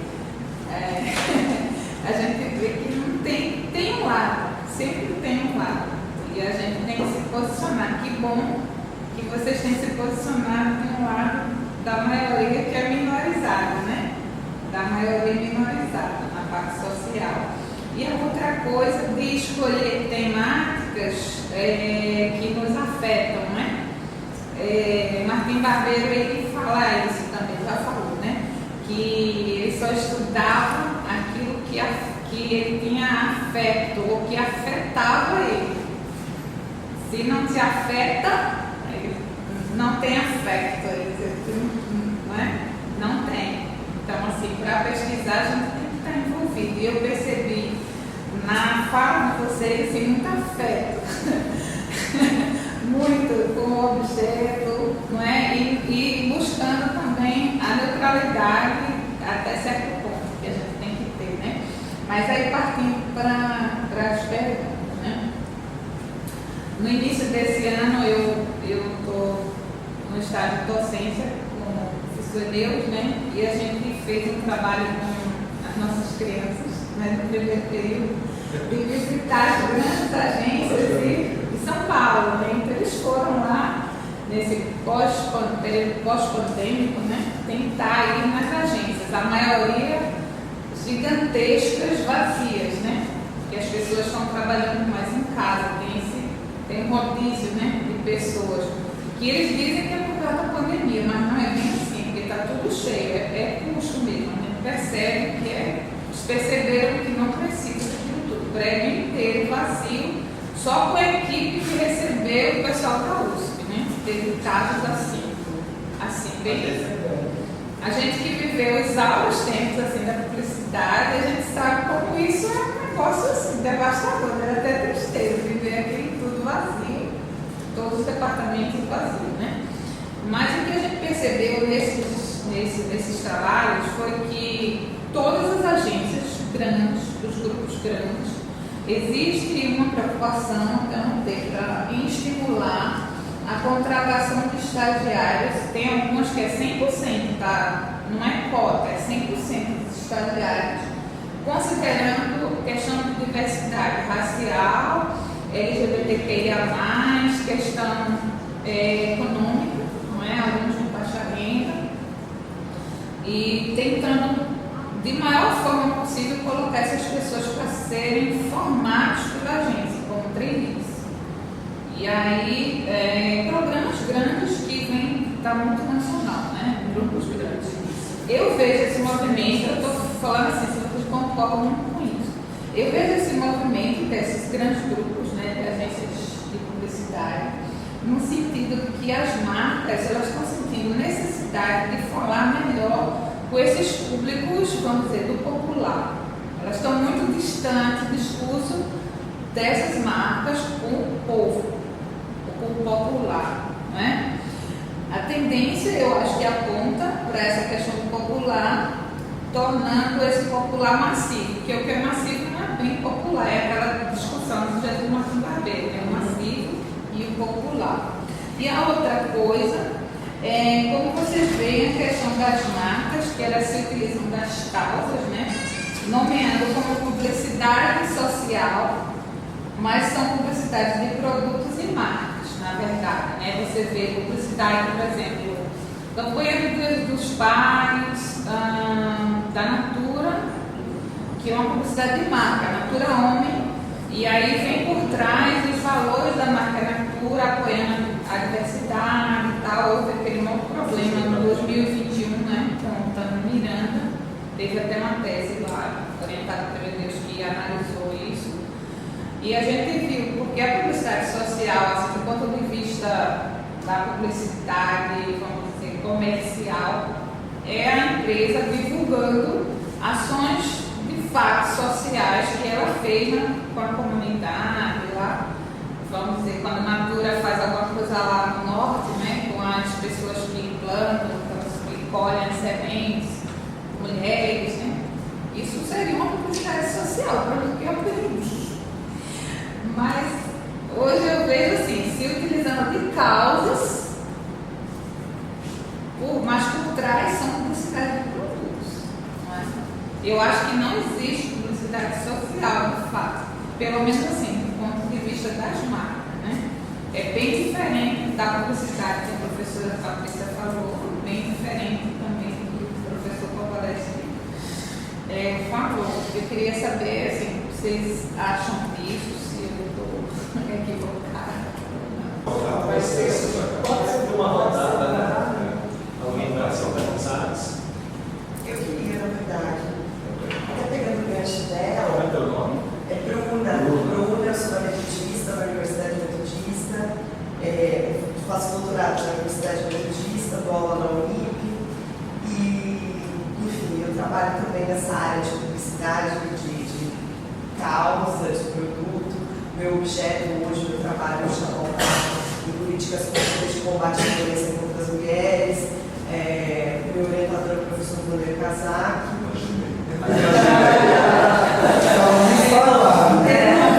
Eu vim aqui, ele me largou, eu vim sozinha, mas enfim. E até eu estava aqui, a professora Patrícia também tive a felicidade de ter sido aluna da professora Cecília, de ter todo o afeto dela, né? Eu gosto muito dela. E eu queria entender se vocês, porque o meu olhar é sobre o âmbito federativo e as ações de publicidade federais, né? E o que se faz com relação à violência contra as mulheres no âmbito federal. Entretanto, eu tenho um objeto que eu tenho que olhar, por exemplo, o governo federal, na perspectiva do executivo, do legislativo. Eu tenho as ONGs, né, do terceiro setor, e o setor privado também, que tem ações. Mas, obviamente, eu não vou aqui deixar a volta ao projeto. Mas eu queria de vocês perguntar se vocês acreditam que a causa pode virar um produto. Se a causa pode virar um produto. E se, consequentemente, a gente pode vender a causa numa lógica de consumo. Para aí sim a publicidade entrar na ação. Eu não sei se eu estou sendo muito. É porque, na verdade, é uma dúvida minha, sabe? É uma dúvida que ela está assim. Até de como eu vou começar a perpetuar a minha tese, na lógica dela.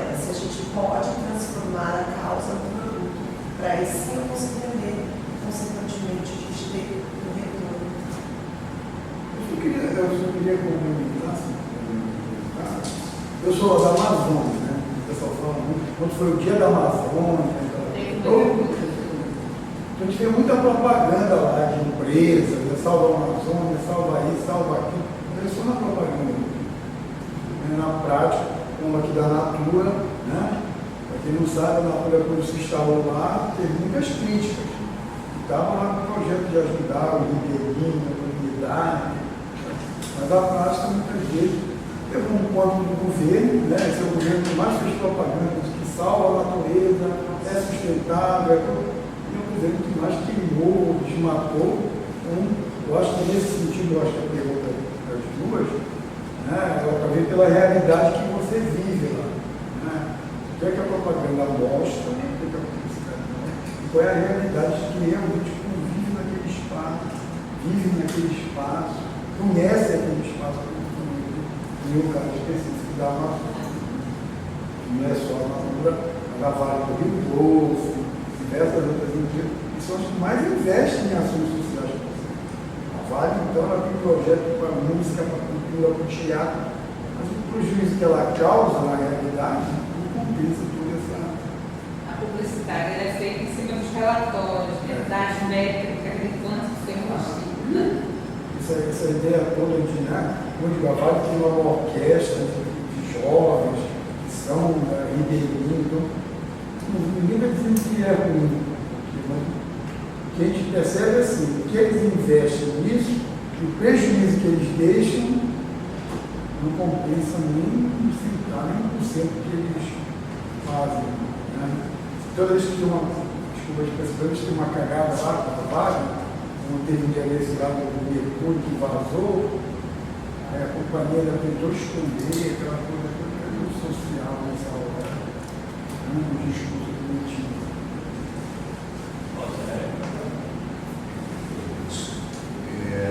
Mais ou menos pela ordem das questões, a questão inicial de Carla, falando um pouco daqueles programas, das agências, programas de estágio, 100% cantando em sua totalidade a diversidade. Eu tenho um diagnóstico fechado sobre isso, mas a minha percepção é de que há uma compreensão, talvez, dos grandes grupos da indústria publicitária, de que algo precisa ser feito para evitar prejuízos maiores, impactos negativos que podem gerar uma espécie de cancelamento de marca, dada a facilidade com que reverbera via mídias sociais, quando uma marca não se comporta adequadamente de acordo, inclusive, com sua política de comunicação, com seus propósitos, com sua identidade. E é inevitável que ocorram equívocos, erros ou falta simplesmente de sensibilidade quando um processo de elaboração de uma campanha entre briefing, planejamento, criação, produção, veiculação, formação da veiculação, não haja diversidade nas equipes. Não há como um determinado tema que esteja sendo trabalhado na campanha seja discutido com sensibilidade se não houver pessoas que se sintam tocadas por esta temática, por esta causa, que ela esteja sendo eventualmente defendida. E talvez os erros mais crassos da publicidade mundial ocorrem quando não há uma diversidade. Eu acho que é uma perspectiva um pouco assim, de se evitar danos maiores. Então, se de um lado há uma perspectiva positiva decorrente dessas ações, permitindo a entrada de pessoas que não teriam espaço naturalmente neste mercado, ainda essencialmente masculino e branco, hétero, talvez, se não houver diversidade, o risco de equívocos é muito grande. Tenta-se minimizar com esta medida que é uma cautela, O estagiário é o consultor, né?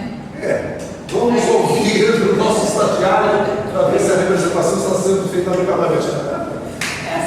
a sensação que me passa, embora a iniciativa em si seja interessante, louvável, positiva, eu tenho as minhas desconfianças. A gente vai voltar a falar das desconfianças. Eu entendi duas coisas. Se eu peguei o estágio, né, o eterno estágio, a André está até falando comigo esses dias que um monte de alunos desistiu de fazer o TCC para ficar o máximo de dentro da universidade para não se formar porque não tem emprego. Né? Então, o que eu percebo é assim, existe um discurso de empreendedorismo, que é um esvaziamento. De tudo, a realidade se mostra e compartilha. E joga a bola para o jovem. Nova religião. E assim, ele joga a bola para o jovem que está ali se formando, e assim, olha, você que é um empreendedor. Agora a responsabilidade é com você. Então, eu acho que isso é um projeto, né? Um projeto neoliberal.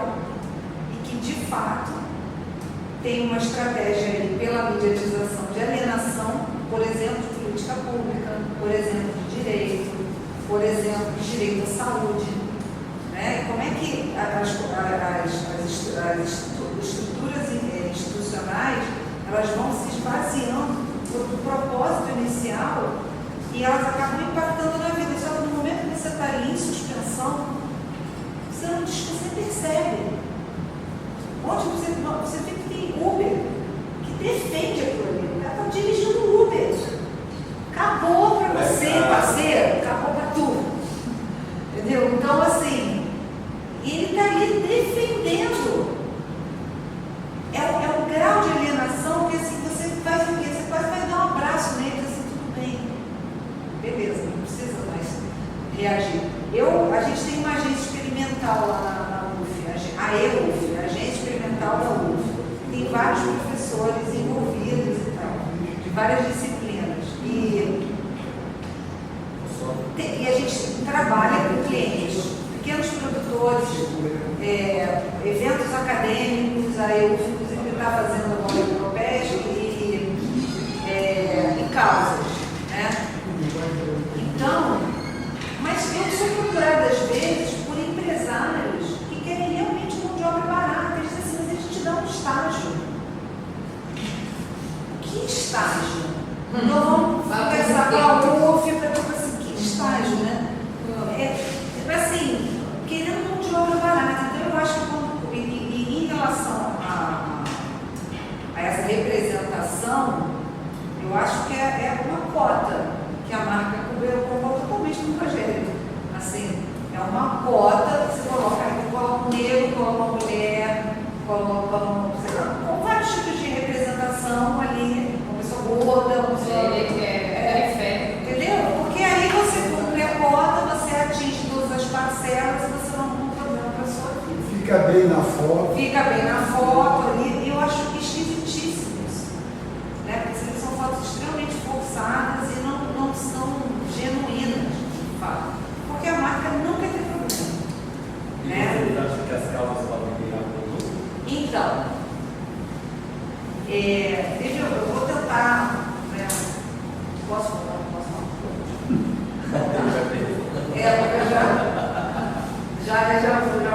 Isso daí já veio bem no ponto. Né? Eu fiquei com uma dúvida em relação à sua fala. Qual é o nome mesmo?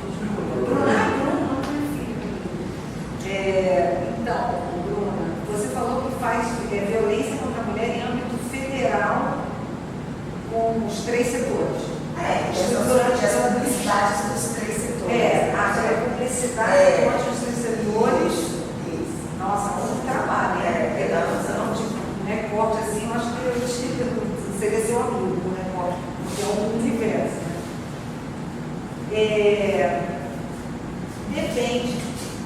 Depende. Até juntando um pouco com a fala da capa, quando você fala assim, essa publicidade que usa uma causa, a publicidade social originária norte-americana era exatamente isso.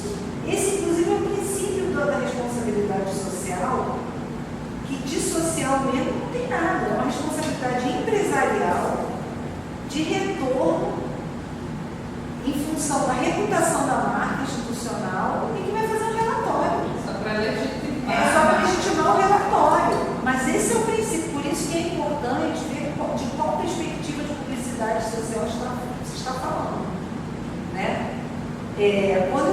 Pará, no último intercom, eu amo aquele. Eu fui criada para odiar o Pará. Meu pai era Manauara.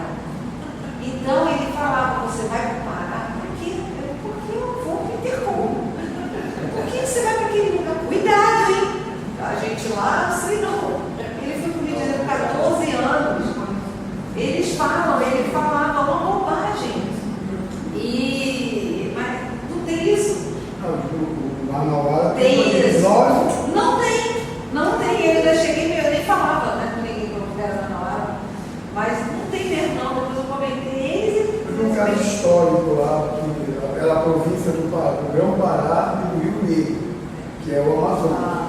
Vai se separar e tornar o estado do Amazonas. Sempre tem esse complexo. Isso é complexo de filme, mas é real, é isso aí. Né? Então, quando eu fui conhecer, eu fui lá na Ilha de Marajó, que era um sonho que eu tinha, assim, de infância, de conhecer. Andar de búfalo. E aí eu fui, não andei de búfalo, mas assim, eu fui ver o pessoal da Natura. Né? Eu fui ver as mulheres. O projeto. E todas elas amaram. Né? Mas eu também tive essa sensação, que nem a Petrobras, que mata 1 milhão de tartarugas, aí gasta 300 mil para salvar a tartaruga, e gasta 1 milhão de reais para falar que gasta 300 mil para salvar a tartaruga que elas vão matar. Deram um objeto. Tipo, eu achei um pouco parecido isso, né? Então você esvazia a cultura local e depois fatura em cima dela. Isso é um tipo de publicidade social bem dentro da linha norte-americana e que lá no Mackenzie o pessoal trabalha defende, tá? É isso. Existe. Inclusive aqui. Então são diferenças de perspectiva. Em relação a virar, eu acho que isso é genuíno do próprio lugar, eu particularmente não vejo problema nenhum. Uma vez uma amiga minha, ela tem uma amiga muito engraçada, e ela fala as coisas assim meio largadas, mas tem fundamento. Mas assim, porque aquela rádio comunitária, aquela uma rádio não é comunitária, ela diz assim, mas se ele diz que é. Se ele não diz, se ele diz que não é. A partir daí eu começo a minha pesquisa. Não vou ler isso aqui, gente. Problematiza, está problematizado. Não sou eu que dou a voz. A voz é o local. É a partir da localidade que sai. Eu comecei a comprar uns shampoos que são feitos no alemão, depois eu te passo de uma marca. Eles começaram a curandeira, assim, barato. E eles vendem e eles fazem uma publicidade, eles têm uma marca excelente, eles estão distribuindo, tem um Instagram super movimentado. Como que eu vou dizer? E vinculados a uma causa local, quem sou eu? Ou quem é qualquer pessoa que não seja dali para dizer, para julgar, ou dizer que empregada não é causa. Eles são um produto. O ponto é ter essa consciência, essa dimensão de que esse aqui é o meu território, sou eu que justifico, sou eu que dou ponto de partida e a partir daqui pode virar produto, mas sou eu que vou determinar as dimensões. Não é o outro que chega de fora, né, do estrangeiro. É meio abuso. O outro chegar, sabe assim, quando o homem quer explicar a mulher, quer parar de explicar. É isso. Não pode. Tem que ter esse afastamento. Aí eu acho que o afastamento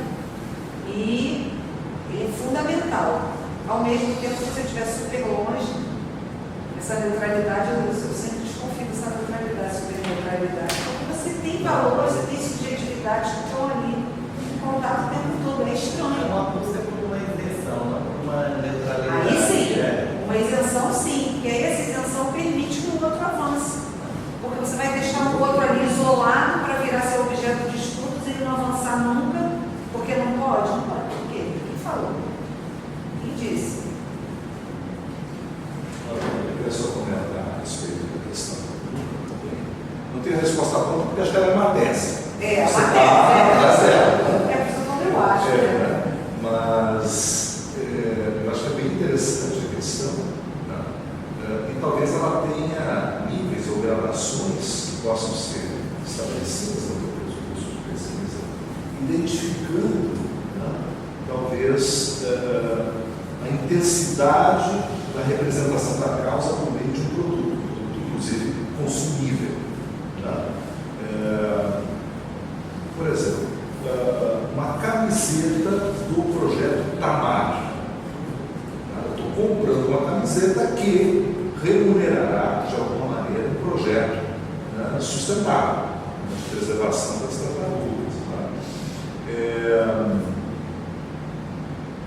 Eu compro, eventualmente, pelo design, pela necessidade de ter a camiseta, ou, ideologicamente, entendendo que a causa deve ser defendida e eu vou remunerar quem está a defendendo por mim.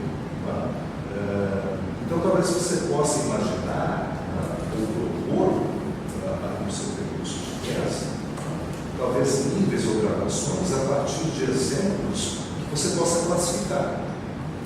De quando uma causa se torna um produto para ser comercializado, um produto para posicionar a marca, um produto eventualmente para evidenciar o propósito que a marca tem. Bom, Evangelho.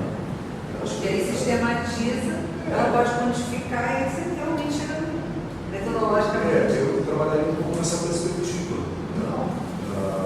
Eu acho interessante, eu gostei assim, de saber que tem alguém pensando nessa perspectiva, porque eu acho que há materialidade que permitirá você comprovar isso.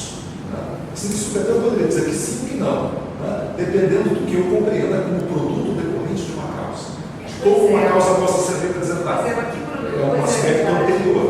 Mas aí eu penso, nessa linha que vocês tocaram, que a Patrícia já tem uma chave teórica. A questão do princípio filosófico do tempo, que ela vai implicar uma qualidade de escolha teórica e metodológica, onde esse tempo ele é produzido num lugar de saber, de contemplação, de valorização, não de aceleração. Quer dizer, se o produto ele é concebido para a lógica do tempo do sensório, ele é mais produto dentro de uma lógica perversa. Se o produto é percebido dentro de uma perspectiva da linguagem da temporalidade social para todo mundo, ele vai ter uma outra temporalidade. Porque a discussão que você coloca no tempo é a discussão teórica de fundo, porque o tempo acelerado ele é degenerado, a gente não tem a pausa, ela já falou a história cotidiana, da necessidade do cotidiano conter o momento contemplativo, porque se você não tem o momento contemplativo, você vive no fluxo. No fluxo automático. No automático. E aí vem a alienação como uma decorrência disso. A gente está num mundo que está em degeneração, então a gente precisa da produção e do consumo e da comunicação para o consumo numa outra temporalidade. Né? Então, a definição, o Rogério deu a sacada do que é o produto e eu atrago, ouvindo o que eu escutei da Patrícia, essa dimensão. E aí, só que as práticas estão no tempo do sensor. Veja, a própria prática do cânone, a partir do prêmio, como você escolhe, me colocou numa situação uma vez difícil na época. A gente deu um prêmio para o melhor TCC. Os alunos ficaram revoltadíssimos, porque eles não queriam prêmio. A área vive na lógica dos prêmios, né? Eles não queriam prêmio porque eles diziam que isso favorece a perspectiva de uma formação de um comum, de que todos têm direito. Por que um tem que ganhar? Tem que ser o melhor. Que maravilha! Isso é uma lógica. Então, que é uma lógica capitalista. Então, nós nos sentimos envergonhados de ter concebido o prêmio. Somos todos cegos, né? Então, eu sempre falo, como sempre toca nas causas, de que a nossa geração fracassou, né? E que a geração deles, a geração nova que está vindo aí, tem alguma coisa para se ensinar sobre isso. Mas há que ter alguns cuidados. Por exemplo, quando você colocou, não tem a passarinha, eu acho que as pessoas tem um espectro do zero entre mais ciumentas para os dois lados que tem extrapolado, às vezes, nessas distorções. Se eu disse, então vamos boicotar Tchekov porque a guerra da Ucrânia e da Rússia, né?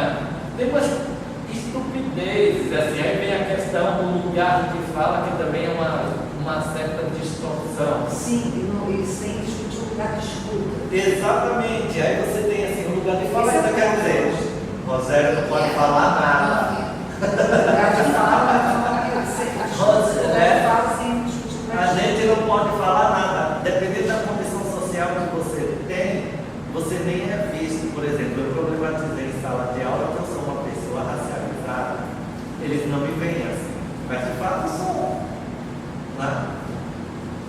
Mas só que os alunos não me veem assim porque eu sou professor da USP. Então, o professor da USP está numa categoria de pessoas que elas não têm origem étnica. Ou isso já foi superado. Isso já foi superado. E uma outra coisa que eu acho importante em termos de formação é que as causas e os desafios, elas vêm no sentido do ajuste de algo que eu acho que é importante pela temporalidade. A diferença da temporalidade é que vai mudar a perspectiva da transformação social.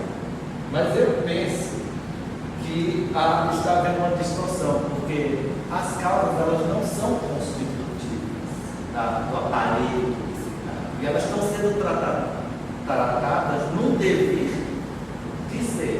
Não, eu acho que a publicidade com seu aparelho mediatizador, como aparelho mediatizador, ela tem esse lugar para incorporar uma outra lógica que não é a lógica do sensorial, é a lógica do social comum.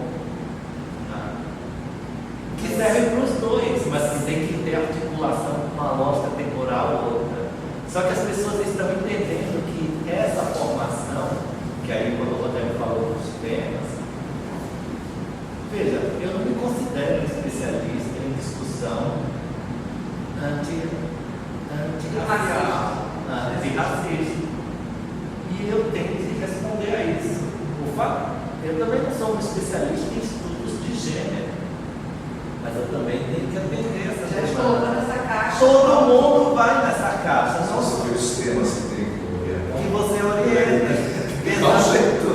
Exatamente. Aí se for no lugar de fala, fica tudo muito difícil, porque aí você vai ver aí quantas mulheres tem no seu departamento, né? Quantos negros tem no seu departamento. Aí você vai ver, então a gente tem que parar tudo para conversar, então não dá. O decolonial ele é muito interessante. Barbeiro é decolonial. Sem nunca ter dito que era, né? Ele podia dizer que ele era na essência, Martim Barbeiro era decolonial. E assim, a gente tem que seguir. O espanhol colombiano.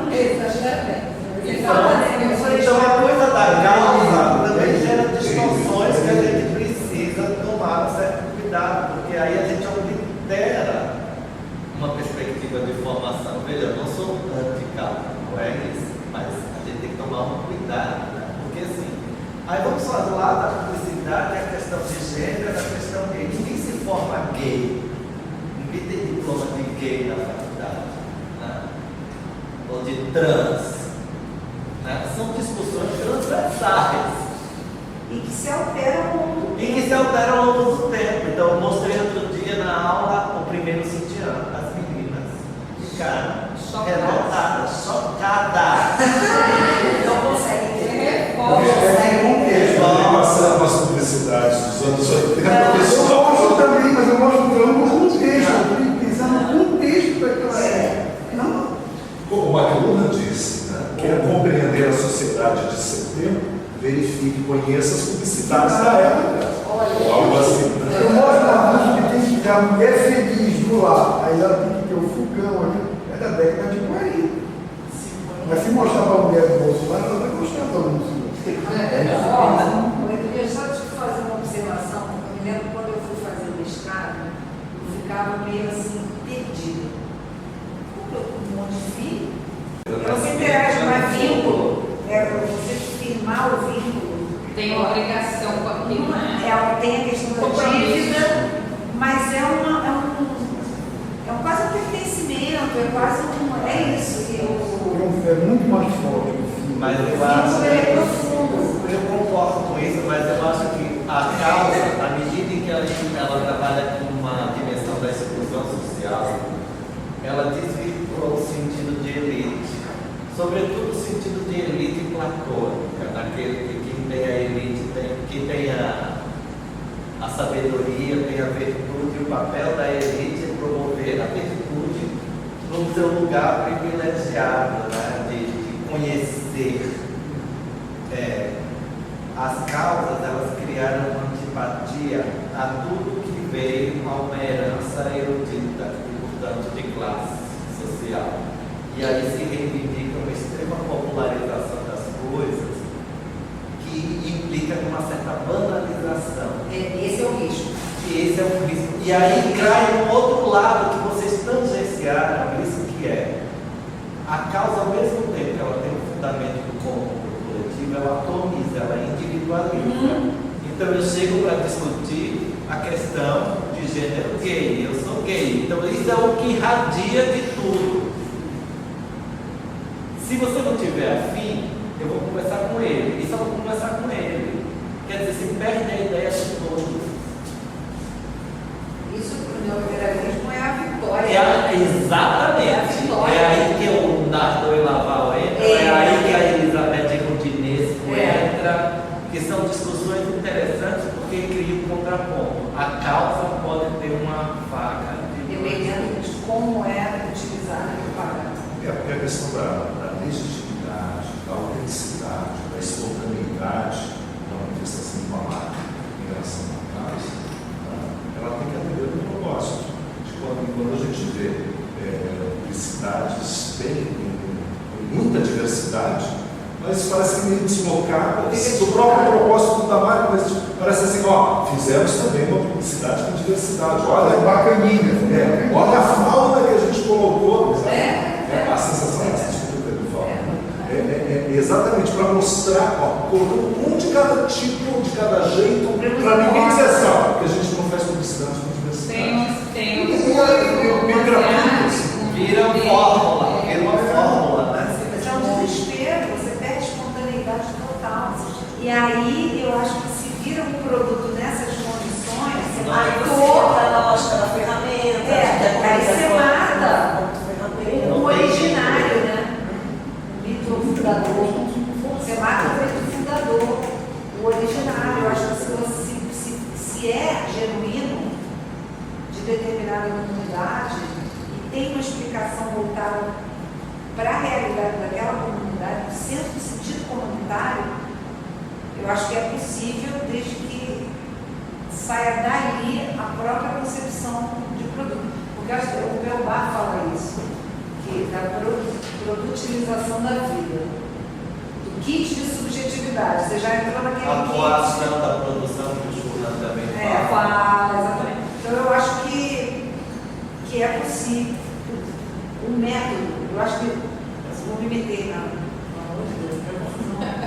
mas olha só, eu acho que esse ponto aí que o Rogério falou de sistematização para você conseguir uma materialidade, eu acho que pode ser um alento. Se na hora que você estiver fazendo a pesquisa também, você vai agradecer muito esse momento aí. Isso aí é mais caro, né? De você sistematizar. Você tem... Se a publicidade tiver isso, aí mas eu acho que aí. Mas ouve, não é o que você vai classificar, é a classificação, ela tem que ser genuína. Como você se entenderia dentro dessas possibilidades classificadoras? Como você se entenderia? Mas você tem que criar uma definição para cada uma delas, e ouvir o que vem que você não está esperando. Isso é o ponto. Isso é ouvir, porque eu não me classifiquei em nada disso, mas eu me classificaria dessa outra maneira. Pega. Entendeu? Eu acho que você pode até fazer uma exploratória para ouvir, pegar as classificações e depois você entender, por exemplo, eu queria muito trabalhar com publicidade verde. Só que depois eu vi que ela estava dentro da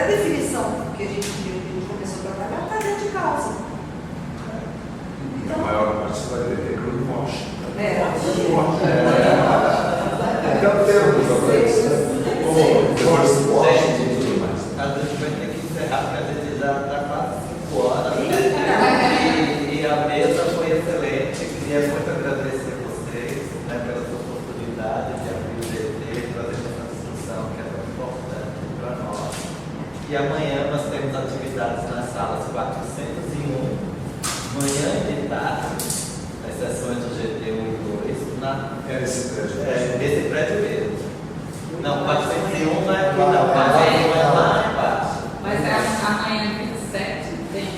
Dia 7 e dia 8. Só que no dia 8 é 401 e 419 à E tarde. amanhã Amanhã de manhã é 401. Tudo na 401, A né? gente Tá. deixa- Só na quinta-feira à tarde é que tem 2 sessões simultâneas. Uma na 401 e uma aqui na 419. A gente descobriu com os funcionários aqui da organização que eles chamam isso aqui de Afeganistão. Eu falei, gente, que é muito longe.